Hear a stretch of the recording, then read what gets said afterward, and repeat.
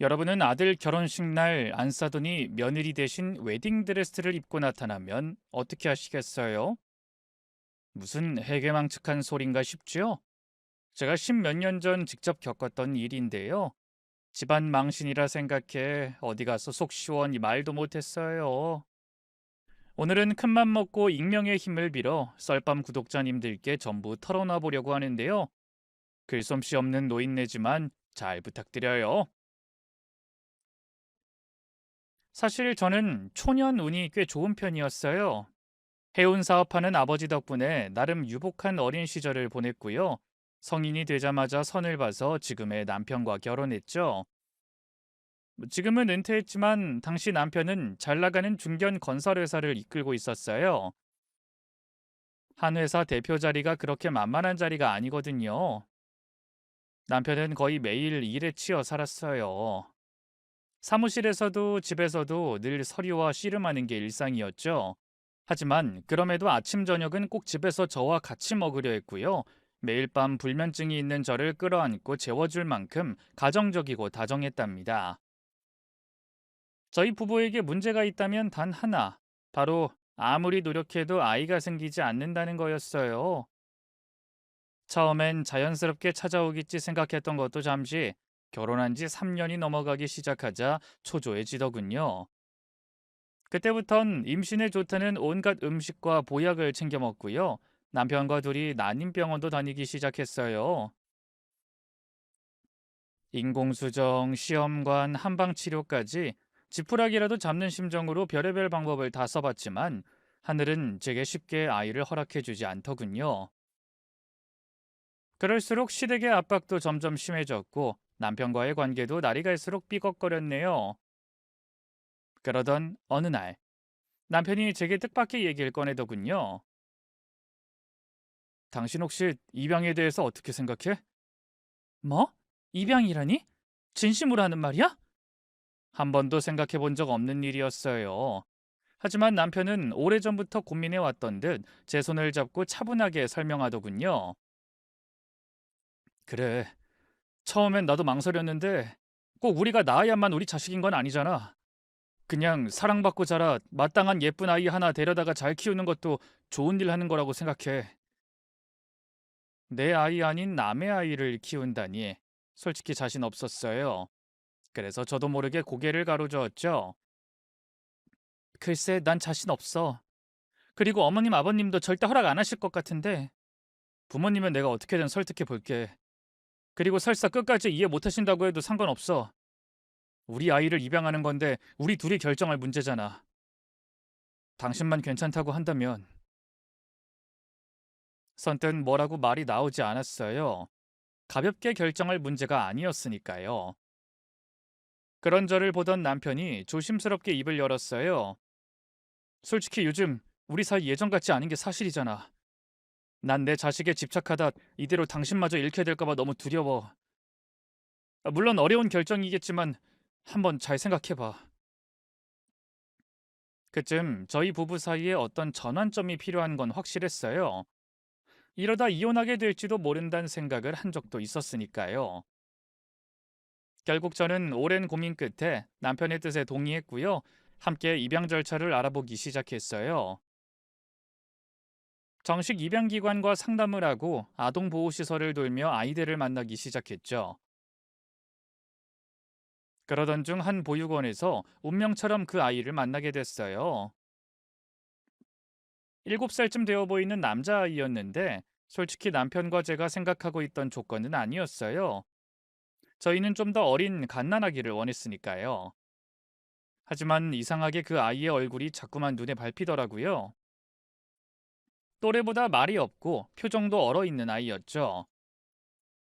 다른 아이들이 간식이며 장난감에 눈을 반짝이며 뛰어다닐 때도 그 아이는 구석에 조용히 앉아 절 지켜보기만 했어요. 그 눈빛이 이상하게 마음에 걸렸어요. 그래서 다가가 말을 걸었죠. 안녕? 이름이 뭐니? 기훈이요.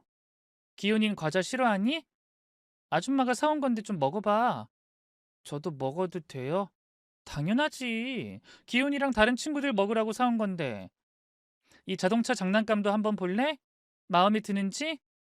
장난감은 괜찮아요. 그냥 아줌마랑 더 얘기할래요. 그래? 그럴까? 한참을 같이 앉아 도란도란 이야기를 나눴어요. 또래 사내애들답지 않게 얌전하고 차분한 아이더군요. 태어나자마자 엄마한테 버림받고 보육원으로 와서 부모 얼굴도 모른다 하대요. 기훈인 엄마 보고 싶지 않아? 아니요. 애초에 본 적도 없으니까 그립지도 않아요.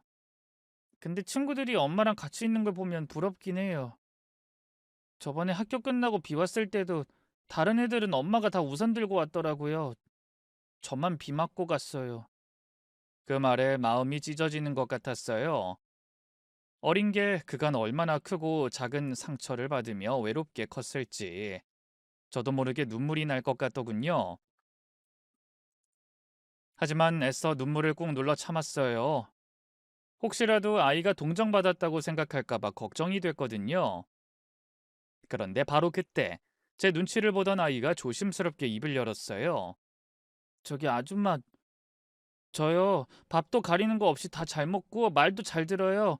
싸움도 안 하고요. 그러니까 혹시 저 데려가 주시면 안 돼요? 제 눈치를 보면서 쭈뼛거리며 말을 꺼내는 아이의 모습에 기어이 참고 있던 눈물이 터졌어요. 저는 손으로 눈물을 훔치며 그 자그마한 아이를 끌어안았어요. 그리고 진심을 다해 말했죠. 그래, 기훈아. 우리 집에 가자. 내가 이제부터 네 엄마가 되어줄게. 학교 끝났는데 비가 오면 우산 갖고 데리러 가고 늘 네 곁에 있어줄게. 그날 이후 제 삶은 달라졌어요. 마치 처음부터 정해진 운명처럼 그 애는 곧 저희 가족이 됐죠. 작은 손으로 제 손을 꼭 잡고 집으로 들어서던 아이의 모습은 지금도 잊히질 않아요. 친자식은 아니었지만 저는 그 아이를 꼭 내 뱃속에서 나온 자식처럼 사랑해주고 싶었어요. 이름도 시댁 학렬을 따라 기훈이에서 상민이로 바꿔줬죠. 아들은 의외로 빠르게 저희 집에 적응했어요. 첫날부터 바로 저를 엄마 엄마하고 부르며 쫓아다니고요. 다소 어려워하던 남편과도 주말마다 캐치볼을 하면서 점차 친해졌죠. 아들과 함께 장을 보고 숙제를 봐주고 저녁을 먹는 삶이 얼마나 행복하던지요. 여태 남편과 단둘이 살면서도 채워지지 않던 무언가가 꽉 채워지는 기분이었죠. 나도 드디어 한 아이의 엄마가 됐다는 감격에 남몰래 눈물 흘리기도 했네요. 아들은 제게 기쁨 그 자체였어요. 하지만 모든 사람이 아들을 저처럼 반겨준 건 아니었어요. 특히 시어머니는 아들을 처음 봤을 때부터 대놓고 못마땅해 하셨죠. 애가 생긴 게 쎄하다. 어린 게 너무 얌전하고 조용한 것도 마음에 걸리고 보육원에서 컸다면서? 그럼 부모가 뭐 하던 사람들인지도 아예 모르는 거야? 아들 앞에서 들으라는 듯이 대놓고 그렇게 말씀하시는데 정말 화가 나더라고요. 늘 순종적인 며느리였던 저지만 그날만큼은 단호하게 맞섰어요. 어머님, 상민이는 이제 저희 가족이에요. 저랑 그의 아들이니까 어머님 손주기도 하다고요. 그런 식으로 말씀하시면 안 되는 거 아닌가요? 말은 바로 해야지. 손주는 무슨 손주? 이의 몸에 우리 김씨 집안 피가 한 방울이라도 흐르니? 누군지도 모를 핏줄을 들여와 놓고 찝찝하지도 않아? 그렇게 따지면 어머님이랑 저는 어디 김씨 집안 피가 흐르나요? 요즘 같은 시대 핏줄이니 혈연이니 하는 걸 따지는 건 너무 고지식한 거죠. 그것도 애 앞에서요. 좀 더 어른답게 굴어주세요. 뭐야? 너 지금 시애미 앞에서 말 다 했냐? 어디 두 눈 똑바로 뜨고 시간 방지게. 됐다 됐어. 내가 말을 말아야지. 시어머니는 어지간히도 서운하셨던가 봐요. 급기야 아들을 다시 파양하지 않으면 저와 남편에게 연을 끊겠다 통보하시더군요. 하지만 저희 부부는 물러서지 않았어요. 오히려 더 단단히 아들을 감쌌죠. 아들은 시댁과의 갈등을 모르도록 최대한 조심했고요. 밤마다 넌 우리 집 보물이야. 엄마 아빠가 널 얼마나 사랑하는지 몰라. 하며 꼭 안아줬어요. 그래도 아들은 어린 마음에 못내 불안했던가 봐요. 하루는 잠이 안 온다면서 제품에 파고들더니만 조심스레 묻더군요. 엄마, 엄마도 나중에 나 필요 없다고 버리는 거 아니지? 뭐? 그게 갑자기 무슨 소리야? 엄마가 왜 널 버려? 그야 난 엄마가 낳은 진짜 아들도 아니고 할머니, 할아버지도 날 싫어하니까. 아이의 풀이 죽은 말에 순간 가슴이 철렁했지만 애써 웃으며 아들을 끌어안았어요. 엄마가 상민이 널 낳은 적은 없지만 그래도 매일매일 너를 위해 살고 있어. 네가 내 아들이라는 건 누구도 바꿀 수 없는 진짜야. 그러니까 걱정하지 마. 엄만 평생 너랑 같이 있을 거니까. 아빠도 그렇고. 그럼 됐어. 난 엄마랑 아빠만 있으면 돼. 아들은 그제야 안심한 듯 제품에서 눈을 감았어요. 쌕쌕 고른 숨을 내쉬며 잠든 아들을 보며 결심했죠. 평생 이 아이를 지켜줄 거라고요. 하늘이 보기에 그런 제가 기특했던 걸까요? 아들은 입양하고 2년 만에 믿기 어려운 기적 같은 일이 찾아왔어요. 글쎄 제가 자연 임신을 하게 된 거예요. 어느 날부턴가 몸이 무겁고 속이 미식거려 병원을 가니 놀랍게도 애가 들어섰다고 하더군요. 처음엔 의심했어요. 하지만 몇 번이고 검사를 다시 받아봐도 임신이 맞았죠. 의사도 정말 기적 같은 일이라고 하더군요.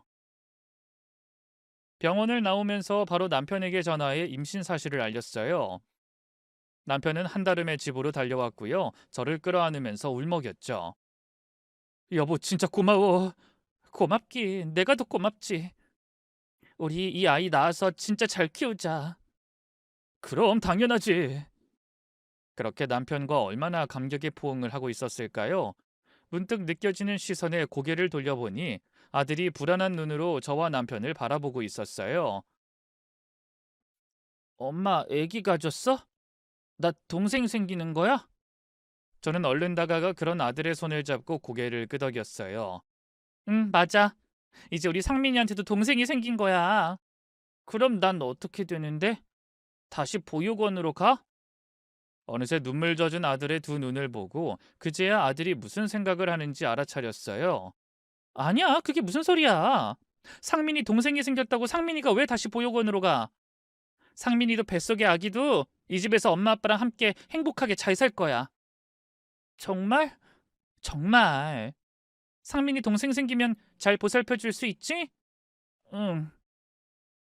아무래도 입양됐기 때문인지 아들은 동생이 생긴다는 소식에 많이 불안해했어요. 하지만 그것도 잠시. 남편과 제가 지속적으로 믿음과 애정을 주자 이내 안정을 찾아갔죠. 어느 순간부터는 동생이 빨리 태어났으면 좋겠다고 하더라고요. 제 배 위에 작은 입술을 대고 희망아, 난 네 형아야.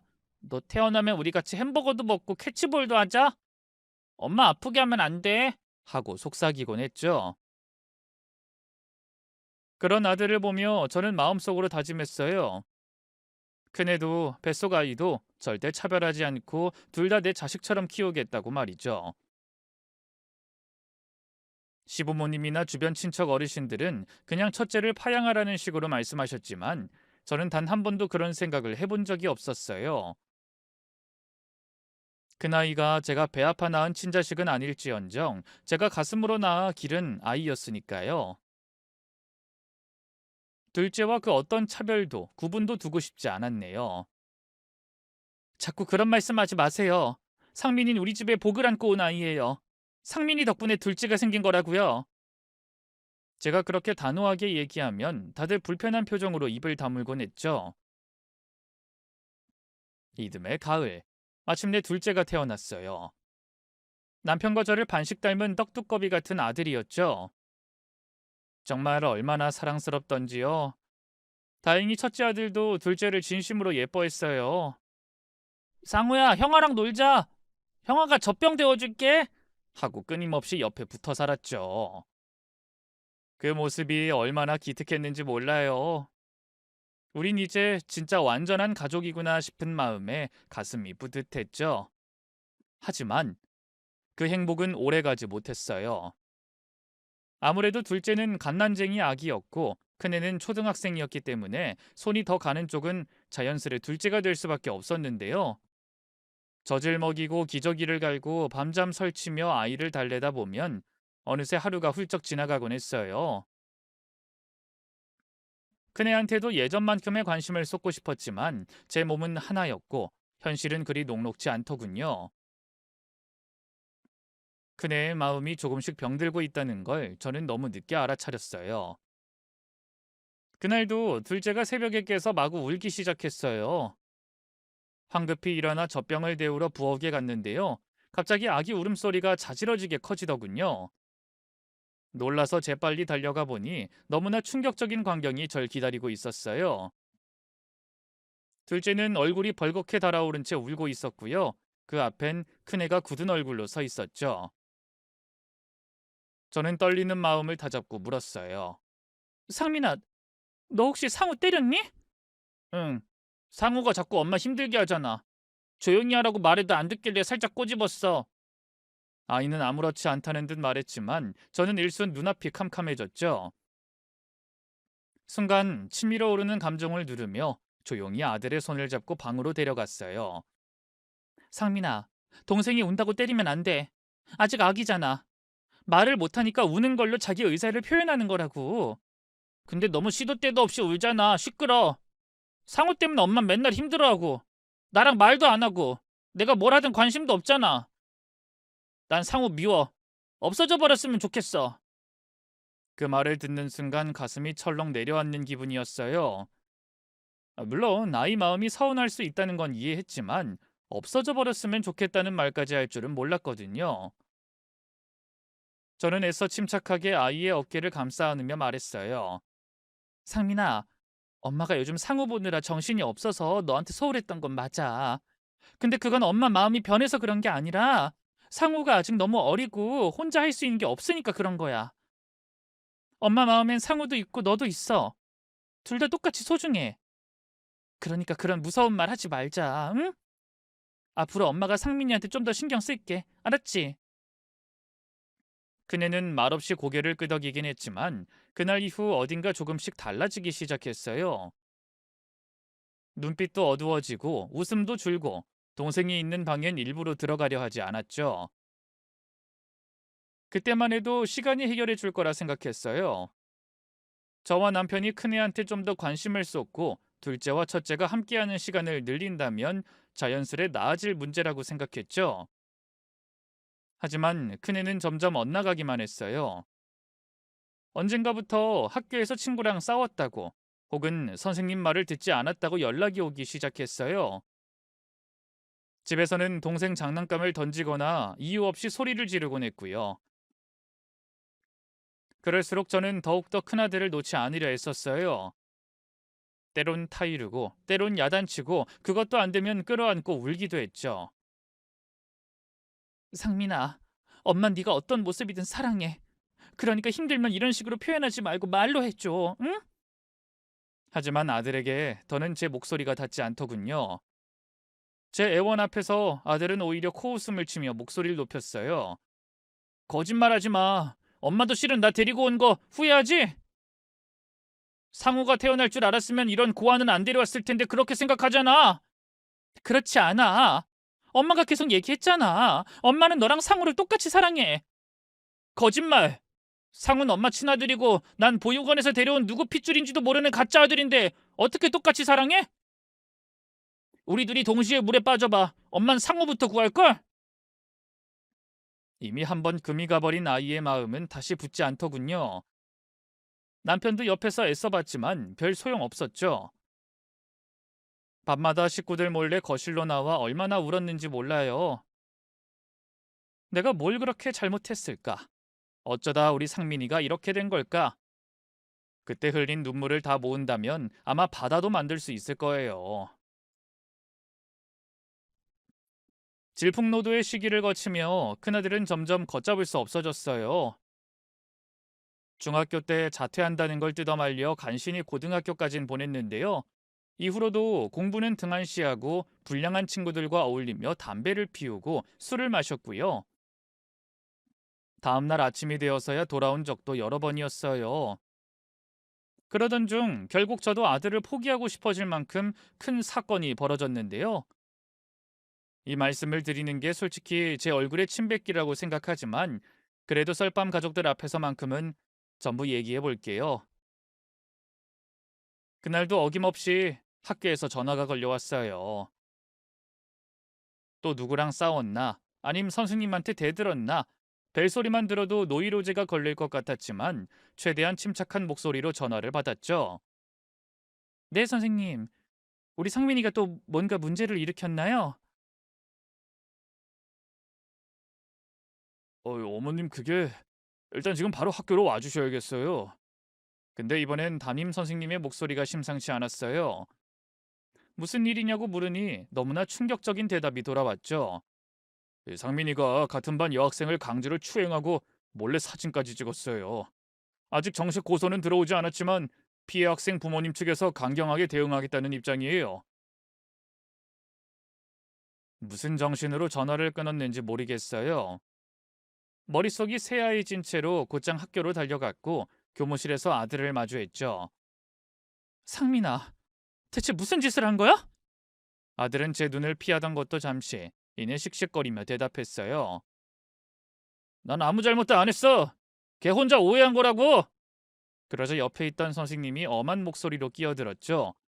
오해라니? 넌 오해로 같은 반 여자의 옷을 벗기려고 하냐? 네 핸드폰으로 사진 찍은 게 증거로 다 남아있는데 언제까지 잡아댈 거야? 이 자식.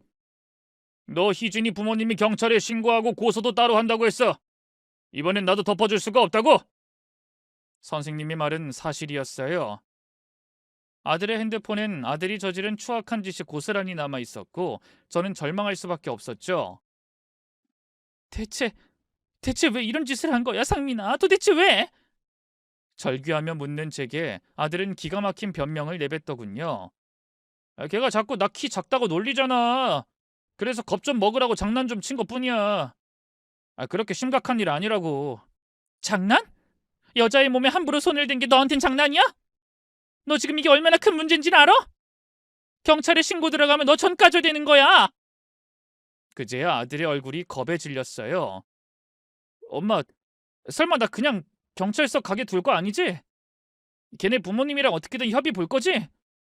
네가 잘못해놓고 협의는 무슨 협의? 그러자 아들의 얼굴이 일그러졌어요. 됐어. 기대한 내가 바보지. 난 주워온 자식이다 이거지? 상우가 그랬어 봐. 당장에 그쪽 부모님 찾아가서 무릎 꿇고 빌었겠지. 그 순간 제 머릿속에서 뭔가가 뚝 끊어졌어요. 저도 모르게 손을 뻗어 아들의 뺨을 때렸죠. 선생님이 놀라선 저를 말렸지만 참지 못하고 아들의 뺨을 연거푸 몇 대 더 때렸네요. 엄마, 지금 날 때렸어? 아들을 입양한 뒤로 아들에게 손을 올린 건 처음이었어요. 매는 훈육이 아니라 폭력이라 생각했던 저였으니까요. 하지만 그날만큼은 정말 참을 수가 없더군요. 저는 충격에 아무 말도 못하는 아들에게 악에 받쳐 외쳤어요. 그래, 때렸다. 나도 이제 네 뒤치다거리 하는 거 찌긋찌긋해. 더는 못해 먹겠다고. 못해 먹겠다니. 나 파양이라도 하겠다는 거야? 그래, 못할 거 없지. 맨날 네 입으로 넌 진짜 아들이 아니라는 둥, 가짜 가족이라는 둥 떠들어댔잖니? 너 파양할 거야. 당장 내일이라도 법무사 찾아가서 파양서를 쓸 거라고. 물론 해서는 안 될 말이었다는 거 알아요. 진짜 그럴 생각도 없었고요. 아무리 엇나간들 아들은 제가 가슴으로 낳아 기른 아이였으니까요. 하지만 저도 사람이잖아요. 아들에게 너무 화가 나고 실망스러워서 참을 수가 없었어요. 어쨌든 제가 파양이란 단어를 내뱉은 순간 아들의 표정이 완전히 달라졌어요. 두려움, 공포, 그리고 후회. 여러 가지 감정이 그 작은 얼굴을 스치고 지나가더군요. 엄마, 진짜야? 진짜 나 버릴 거야? 네가 먼저 스스로 가족이길 포기했잖아. 네가 한 짓이 얼마나 끔찍한지 넌 아직도 모르지? 그러자 아들이 제 발치에 털썩 주저앉아 울기 시작했어요. 엄마, 제발 한 번만, 딱 한 번만 봐줘. 내가 진짜 잘못했어. 앞으로는 다시 말썽 안 부리고 정신 차릴게. 학교도 열심히 다니고 사고도 안 치고 상우한테도 잘할게. 나 진짜 엄마랑 아빠 잃기 싫어. 아들은 마치 7살 박이 꼬마 아이처럼 엉엉 울었어요. 그런 아들을 보며 저 또한 한참을 울었죠. 이후 다행히 피해 학생 부모님과 얘기가 잘 돼서 아들이 전학 가는 걸로 사건은 일단락됐어요. 물론 꽤 많은 금액의 돈을 합의금조로 건네기도 했고요. 솔직히 아들이 앞으로 잘하겠다고 약속하긴 했지만 별로 기대는 안 했어요. 사람은 그렇게 갑자기 확 바뀔 수 없다는 걸 잘 알았으니까요. 근데 웬걸? 아들은 전학 간 학교에서 완전히 다른 사람이 됐어요. 약속한 대로 성실하게 학교에 다니고 동생에게도 잘했고요. 틈틈이 집안일까지 도왔죠. 엄마, 오늘은 내가 설거지 할게. 됐어. 공부하느라 힘들 텐데 이런 것까지 안 해도 돼. 이까짓 거 뭐 얼마나 힘들다고. 엄마는 신경 쓰지 말고 좀 쉬어. 어느새 의젓해진 아들이 얼마나 든든했는지 몰라요. 이제야 철이 들었구나 싶었죠. 성인이 된 뒤로도 아들은 제 기대를 배반하지 않았어요. 학교를 졸업한 후 나름 괜찮은 중견기업에 스스로의 힘으로 취업했어요. 사실 남편이 본인 회사로 들어오라고 권하기도 했는데요. 아들은 고개를 저으며 단호하게 거절했죠. 아버지, 저도 제 힘으로 살아보고 싶어요. 괜히 직원들한테 낙하산이라는 둥, 대표 아들이라는 둥 뒤에서 입도마에 오르고 싶지도 않고. 무엇보다 지금 회사가 마음에 들어요. 아버지 권유는 일단 제 힘으로 회사에 자리 잡아본 다음 다시 생각해 볼게요. 그 말을 듣고 가슴이 뭉클했어요. 어릴 때 그렇게 사고만 쳤던 아들이 이젠 제법 의젓한 어른이 다 되었구나 싶었죠. 실제로 아들은 회사 생활을 잘 해냈어요. 성실하고 일머리도 있어서 신입이지만 상사나 동료들에게 평가가 제법 좋은 것 같더군요. 일 잘하지, 효자지, 착하지. 아들은 무엇 하나 빠지는 게 없었어요. 단 하나, 연애 문제만 빼면요. 아들은 아무래도 범상치 않은 어린 시절을 보냈기 때문일까요? 여성 편력이 생긴 건지 뭔지 연애를 해도 좀처럼 오래가지 못했어요. 진지하게 사귄다 싶으면 어느샌가 조용히 끝나 있더라고요. 왜 헤어졌냐고 물어보면 그냥 서로 마음이 식은 거지 뭐 하고 대수롭지 않게 답하더군요. 20대 땐 그러려니 했는데요. 서른이 넘도록 이 여자 저 여자 바꿔 만나기만 하고 영 한 사람에게 정착을 못하니 점점 불안해지더라고요. 평생 결혼 못하고 혼자 살까봐 말이죠. 하지만 집신도 제 짝이 있다고 하잖아요. 어느 날 저녁 식사 후 아들이 뜻밖의 말을 꺼냈어요. 엄마, 실은 나 요즘 만나는 사람 있는데 결혼할까 생각하고 있거든. 뭐? 결혼? 그게 정말이야? 만난 지는 얼마 안 됐는데 그 여자 놓치면 후회할 것 같아. 세상에, 우리 상민이한테도 드디어 그런 아가씨가 생겼구나. 뭐 하는 아가씨야? 어디서 만났는데? 친구 소개로 만났는데 그냥 회사 다녀. 엄청 예쁘고 착하고, 그리고 혹시나 해서 말해두는데 재혼 가정 출신이야. 그 어릴 때 아버지가 재혼해서 새엄마 손에 컸대. 어머, 그래? 처음엔 좀 놀랐어요. 재혼 가정이라니 살짝 저어대는 마음도 있었고요. 하지만 이내 그런 생각을 한 스스로를 꾸짖었어요. 저도 아들을 입양해 키우면서 세상 사람들의 편견 때문에 참 힘들었거든요. 그런데 정작 제가 그런 사람들과 똑같은 생각을 하고 있다니. 그래서는 안 될 것 같더라고요. 그래서 저는 놀란 마음을 애써 감춘 채 입을 열었어요. 어떤 아가씨일지 궁금하다. 언제 한번 집에 데려와. 안 그래도 조만간에 한번 인사시킬까 하고. 진짜 좋은 애야. 엄마도 만나면 분명 좋아할 거야. 그래, 상민이 네가 좋다면 엄마도 좋지. 몇 달 뒤, 아들은 여자친구를 집에 데려와 인사시켰어요. 아들 말대로 예쁘고 참한 얼굴에 싹싹한 성격을 가진 아가씨더군요. 엄마 아빠, 여긴 수연이에요. 안녕하세요. 처음 인사드려요. 상민 오빠랑 만나고 있는 오수연이라고 합니다. 여기 이거 양갱인데 어머님 아버님이 좋아한다고 들어서 사왔어요. 아유, 뭘 이런 걸 다. 오느라 고생 많았어요. 시장하죠. 얼른 들어와서 밥부터 먹어요. 아들 여자친구는 제가 손수 만든 음식을 참 맛있게 먹어줬어요. 어쩜 이렇게 솜씨가 좋냐면서 만드는 방법을 묻기도 했죠. 이빨린 칭찬이란 걸 알아도 싫지 않았네요. 남편도 밥을 먹다 말고 제게 눈짓을 했죠. 괜찮은 아가씨네. 하고요. 아들이 잠깐 화장실에 간 사이 아들 여자친구가 문득 그러더군요. 저기 어머님, 아버님. 사실 제가 부족한 점이 많은 사람이에요. 오빠한테 들으셨겠지만 어릴 때 부모님이 이혼하셨고 저 17살 때 아버지가 재혼하셔서 지금은 아버지랑 새엄마랑 셋이 살고 있어요. 그래도 저희 부모님이랑 정말 사이 좋고요. 공부도 일도 뭐든 다 열심히 해왔어요. 오빠랑도 앞으로 예쁘게 잘 만날 자신 있고요. 그러니까 어머님, 아버님도 부디 저를 좋게 봐주셨으면 해요. 긴장했는지 한껏 떨리는 목소리로 또박또박 자기 할 말을 하는 게 어찌나 예쁘던지요. 그동안 재혼가정 출신이란 이유로 알게 모르게 차가운 시선을 많이 받았구나 싶어 마음이 아리기도 했어요. 그래서 얼른 아들 여자친구의 손을 잡고 말했죠. 얘도 참, 네가 그렇게 말 안 해도 우린 너 충분히 좋게 보고 있어. 그렇지 여보? 그럼. 그리고 재혼가정인 게 뭐 어때서? 우리 상민이도 비슷한걸. 맞아. 그런 게 뭐가 중요하니? 재혼 가정이든 입양 가정이든 어떤 마음으로 어떻게 살아왔는지가 훨씬 중요하지. 앞으로도 우리 상민이 잘 부탁한다.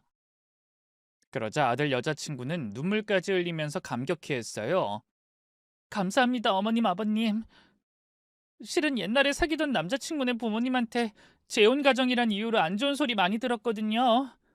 그래서 지레 겁먹었는데 그렇게 말씀해 주셔서 정말 감사해요. 아들 여자친구가 다녀가고 얼마 안 돼 결혼 얘기가 나왔어요. 저와 남편은 기쁜 마음으로 허락했고요. 다행히 예비 사돈댁에서도 저희 아들을 마음에 들어한 눈치였죠. 상견례 날 실제로 사돈 내외를 만나게 됐는데요. 교양 있고 점잖은 분들인 것 같더라고요.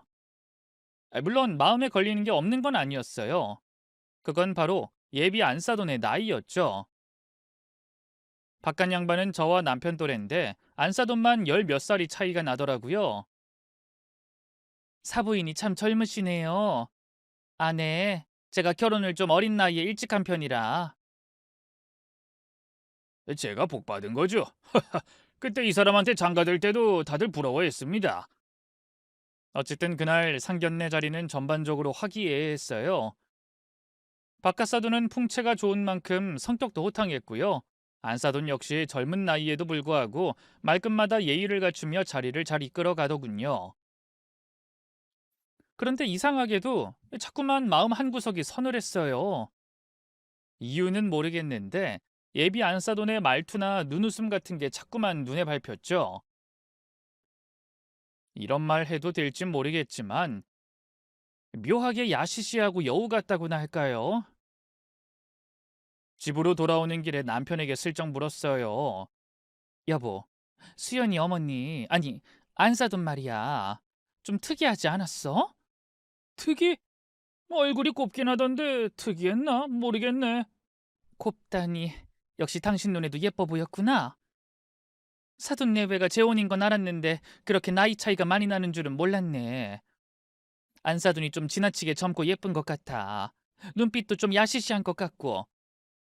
뭐야, 뭐 당신 질투하는 거야?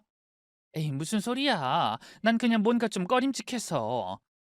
당신이 재혼 가정이라고 하니까 괜히 색안경 끼고 보게 되는 거 아니고. 그러지 말자.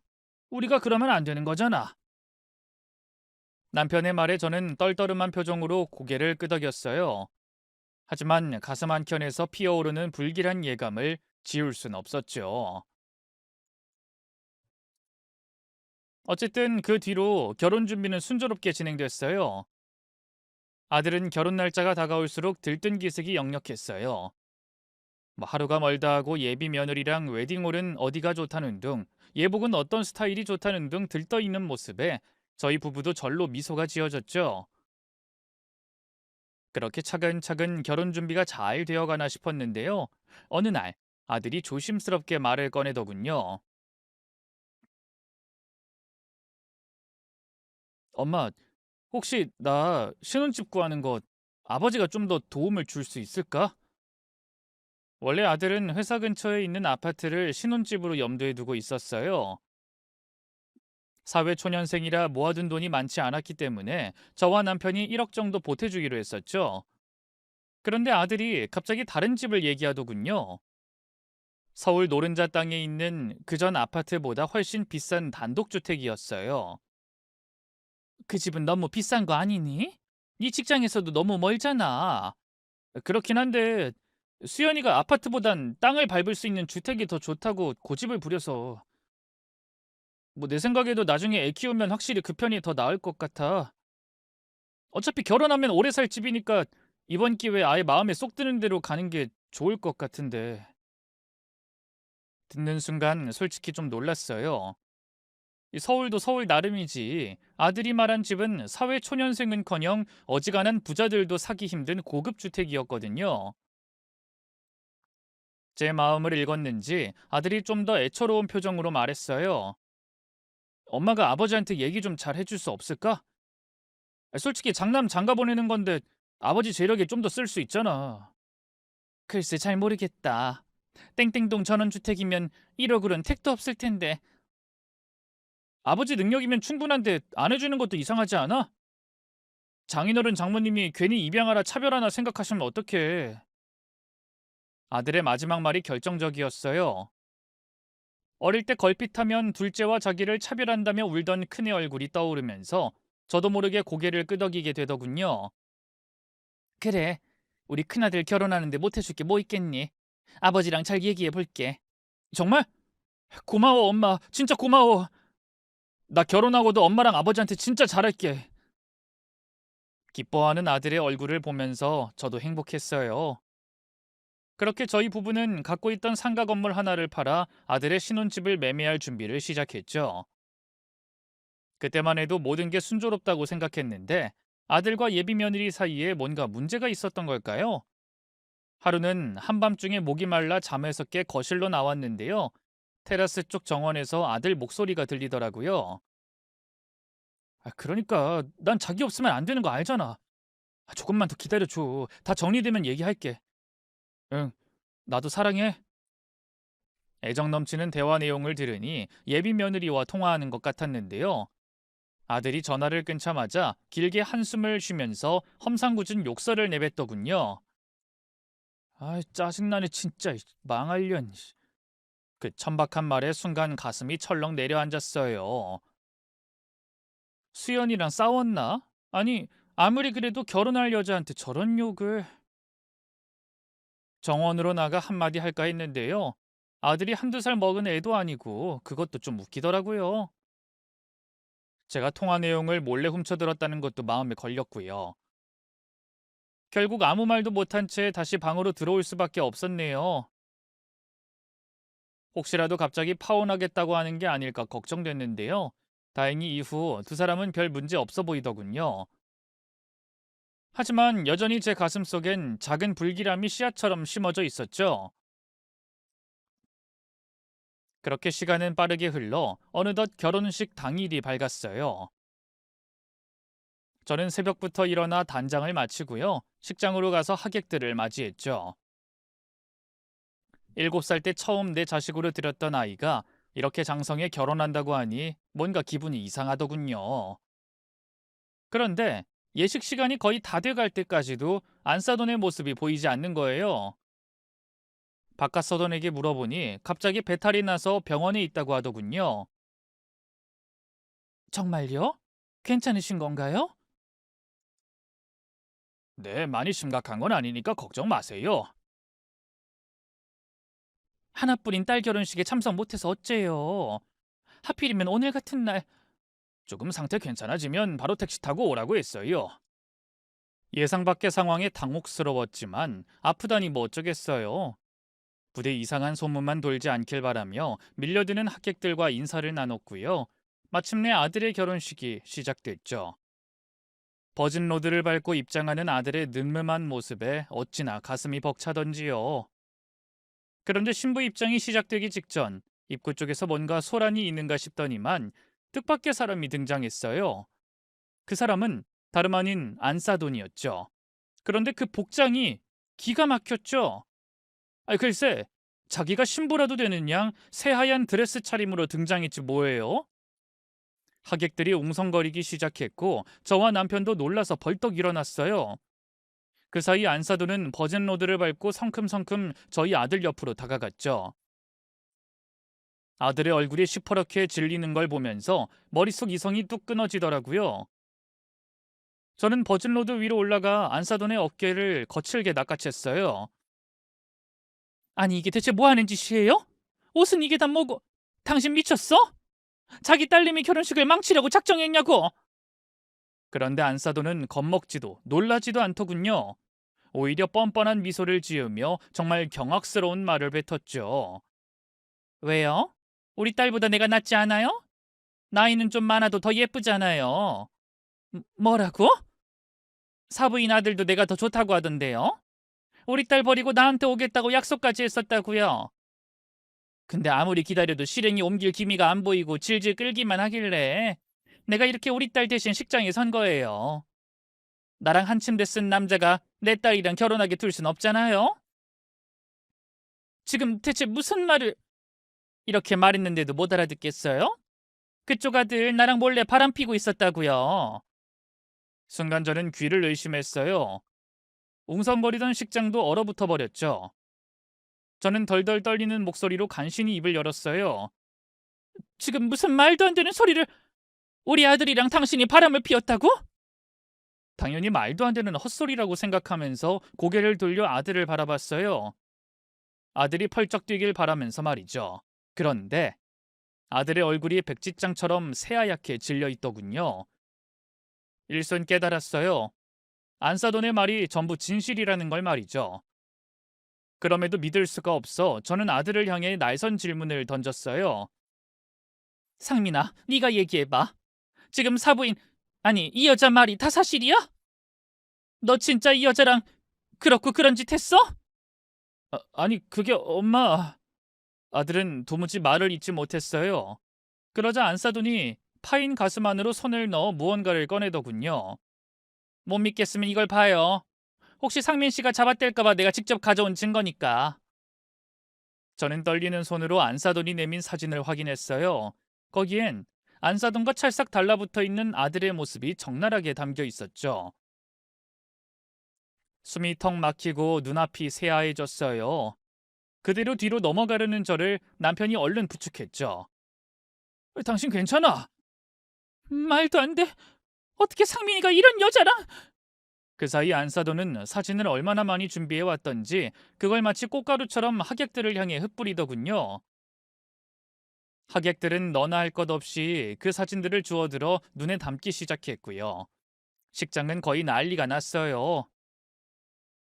여기저기서 휴대폰으로 사진 찍는 소리, 하객들의 웅성거리는 목소리, 사회자가 잠시만 기다려달라며 어쩔 줄 몰라 하는 목소리까지 섞여 그야말로 카오스였죠. 그때 뒤늦게 달려온 박가사돈이 안사돈에게 물었어요. 수연이는? 당신 수연이는 어떻게 했어? 아, 우리 딸? 아까 버진로드 앞에서 아무것도 모른 채 자리를 안 비켜주려고 하길래 내가 전부 다 말해줬어. 그랬더니 그대로 도망쳐버리던데? 이 결혼 안 하겠대. 뭐라고? 이 미친 여자가 정말. 내가 그동안 당신 바람 피우는 거 몇 번을 봐줬어. 근데 이젠 하다하다 예비사위랑 바람이 나. 당신이 그러고도 애엄마야. 난 잘못 없어. 먼저 꼬신 건 상민 씨였다고.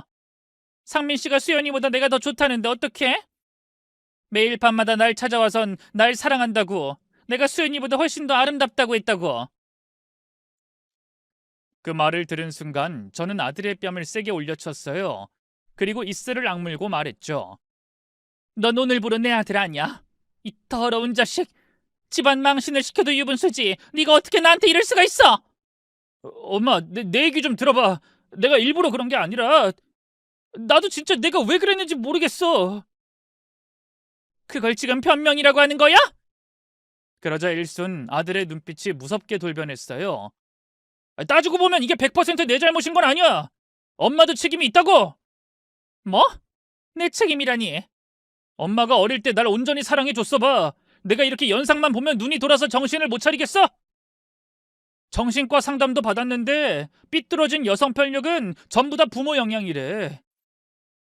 어릴 때 제대로 사랑을 못 받고 커서 그런 거라고. 엄마가 상우랑 날 똑같이 대해줬어 봐. 나도 이렇게 되진 않았을 거야.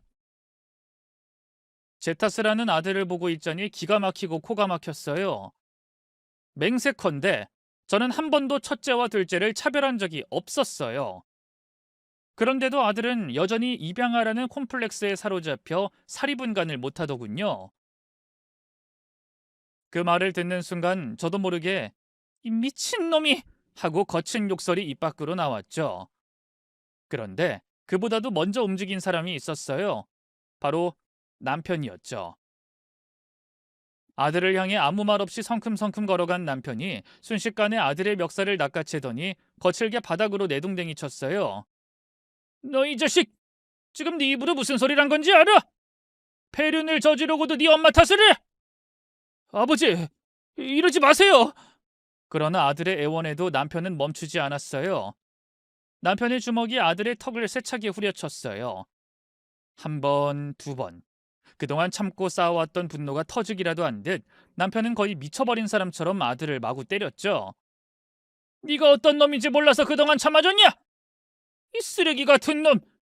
부모 잘 만난 덕에 네가 여기까지 올 수 있었던 거야! 근데 주제도 모르고 부모 탓을 해! 아버지 잘못했어요. 아파요. 아파요. 아이씨, 미칠 꼰대놈아. 하지 마. 네가 뭔데 날 때려. 잘못을 빌던 아들은 급기야 마구 거친 욕설을 내뱉기 시작했어요. 문득 아들이 집 정원에서 누군가와 통화한 뒤 천박한 욕을 짓거리던 게 생각나더군요. 전 그때 당연히 예비 며느리와 전화했던 거라고 생각했는데 알고 보니 예비 안사돈과 통화했던 거예요. 어떻게 자기가 결혼할 여자 엄마와 붙어먹을 생각을 했는지. 물론 친모가 아닌 계모였지만 참 끔찍하다 싶더군요. 그리고 그걸 감춘 채 순진한 표정으로 결혼하려던 아들의 시커먼 속내도 소름이 끼쳤어요. 이후로도 아들은 비명을 지르며 저항했지만 이미 남편의 분노는 제어할 수 없을 만큼 폭주한 상태였어요.